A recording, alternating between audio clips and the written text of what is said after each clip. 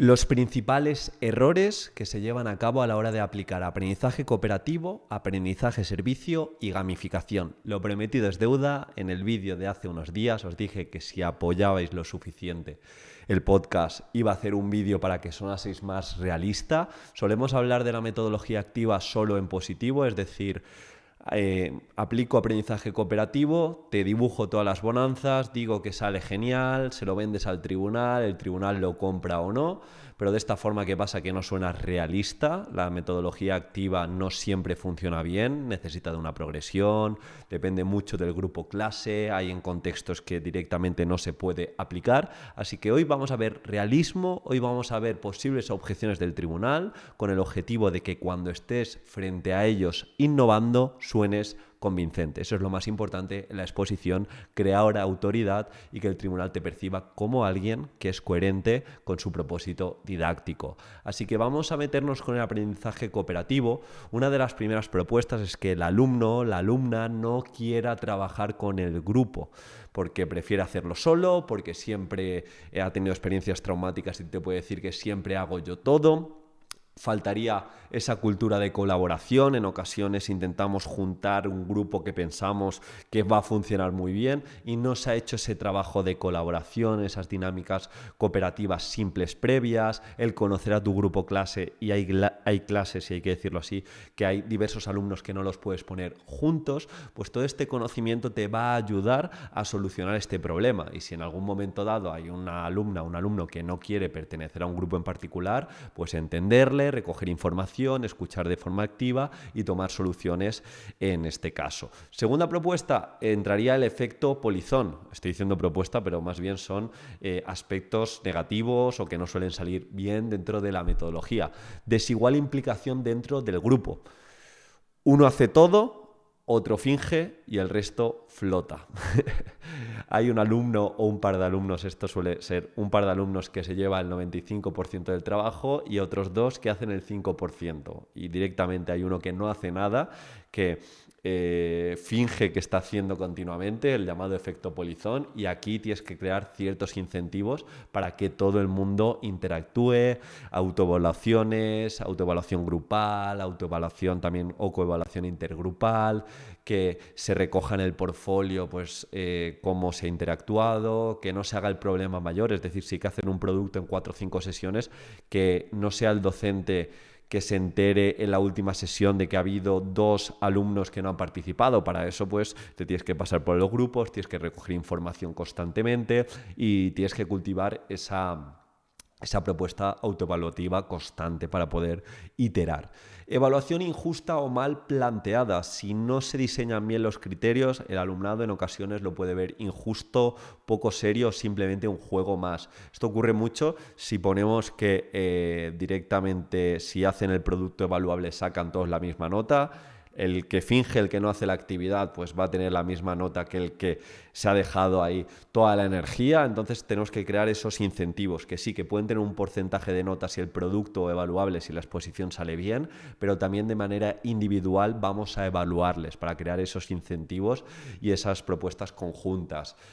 También otro de los aspectos es la falta de formación. Tú puedes ser vulnerable de cara al tribunal y hacerle ver que quizá frente a los roles o ciertas estructuras cooperativas no estabas formado, que tú tenías los clásicos errores de confundir colaborar con cooperar y te has ido formando, has creado una progresión constante para hacerle ver que esto es realista. Y por último, hemos de contemplar que dentro del aprendizaje cooperativo, si no está muy bien delimitado los roles, los agrupamientos, el cómo se va a rotar, el cómo se va a trabajar, la gestión del aula se convierte en algo complejo y requiere de control, requiere de tiempos claros y mucha observación. Y sobre todo mucha paciencia. El aprendizaje cooperativo no funciona de la noche a la mañana, así que hemos de tener esto en cuenta. Algo que os recomiendo para subir al siguiente nivel en el aprendizaje cooperativo es el libro que tengo por aquí detrás, por aquí, que es el de Johnson & Johnson de la evaluación en el aprendizaje cooperativo. Prácticamente el 95% de los opositores no sabe evaluar el aprendizaje cooperativo, así que es una ayuda que os recomiendo. Bien dicho esto, si os está aportando, por favor, esa manita arriba, que os suscribáis, me ayuda mucho a estar motivado, porque si no siento que estoy continuamente a una pantalla o frente a un micrófono solo. Y ahora sí, vamos al aprendizaje-servicio. El aprendizaje cooperativo ya lo controlamos. El aprendizaje-servicio, uno de los principales errores es que los proyectos sean forzados o poco significativos.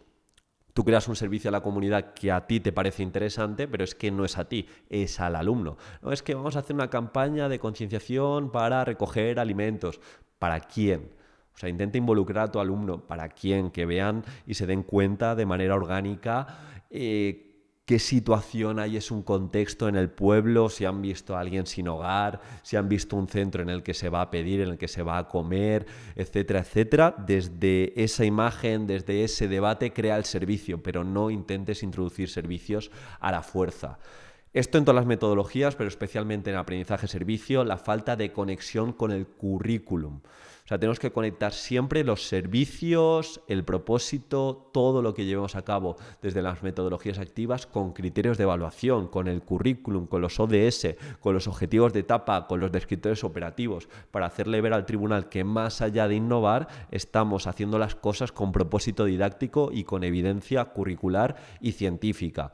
Por otro lado, la poca implicación con entidades externas. Si no colaboras con ONGs, con asociaciones, el entorno no es real. Y no es solo colaborar la vez que vas a la ONG o al centro de día ayudar, sino también se trata de evaluar de forma progresiva si el servicio ha creado impacto, si les has llevado a cabo unos teatros o unos juegos para incentivar su día a día o para motivarles, que si lo siguen aplicando, incluso ese mismo servicio hacerlo un par de veces a lo largo del curso y evaluar si realmente los objetivos que te has planteado se han cumplido. Todo eso le da realismo y es lo que suele ocurrir con estas metodologías. Y por eso cada metodología activa tienes que pensar cómo lo evalúas. ¿Cómo evalúas al alumnado? ¿Cómo evalúas al grupo per se para mejorar? ¿Cómo te evalúas como docente para la próxima vez que apliques la metodología y hilar más fino? ¿Y cómo evalúas el servicio a la comunidad? ¿Ha salido como te planteabas? En base a eso no dejes de mejorar. Y por último, la gamificación. Lo primero, se pierde el foco a través del juego, y esto nos suele pasar como docentes, que vemos a los alumnos tan motivados que en primera instancia nos olvidamos del propósito didáctico y como se lo pasan bien, pues seguimos gamificando, seguimos haciendo recompensas sin ton ni son, pero no lo vinculamos con esos criterios de evaluación. También tenemos alumnos que no se van a motivar con la temática que le planteemos y eso posiblemente es que porque no hemos conocido bien a la clase, no hemos partido desde el contexto o no hemos hecho interesante la propuesta. No todo tu alumnado reacciona igual a las dinámicas lúdicas. Entonces tú puedes contextualizar tu grupo clase que están súper motivados con un libro en particular o están súper motivados con un videojuego, pero también habla a la hora de presentar ese hilo conductor cómo motivas a ese porcentaje de 10, 15%, 20% de alumnos que no les puede motivar esa gamificación. Entonces aquí entrarían distintas mecánicas dentro de la gamificación, entraría crear expectación y proyectos continuos con otros docentes, intentaría también que la gamificación no solo sea temática de un centro de interés, sino que se pueda evolucionar y pueda introducirse otros elementos de interés dentro de esa gamificación o gamificaciones abiertas. Os lo traía no hace mucho que yo la mayoría de veces que he gamificado no ha estado conjuntamente con una narrativa, sino más bien enfocado a ciertas recompensas donde poníamos el foco en que nuestro alumnado tomase decisiones. Por ejemplo, tenía la posibilidad de hacerse chuletas para el examen, pero esas chuletas que solo fuesen dibujos. El diseño de las dinámicas pobre o confuso, si las reglas no están claras de cómo se evoluciona la gamificación, pues el alumno lo va a percibir como algo sin sentido, la falta de recursos o la falta de tiempo. Si vamos a hacer una gamificación hemos de entender que requiere de crear una narrativa, de diseñar insignias, retos, niveles, lleva tiempo. Y aquí también una recomendación es hacer ese trabajo interdisciplinar con sentido, que la narrativa te puedas coordinar con lengua castellana, que también ciertas insignias o cierto envoltorio que va a ayudar a entender mejor la narrativa, pues puedes hacer también trabajo interdisciplinar con artística y puedes empezar a hacer el material con artística sin decirles el para qué puede servir, y luego en el momento que vean que vas a llevar una gamificación de Harry Potter y que han hecho diversas barritas de magia y que entiendan, varitas de magia, y en el momento que se han dado cuenta que han hecho las varitas en plástica y son sus varitas, pues la gamificación va a tener mayor calado.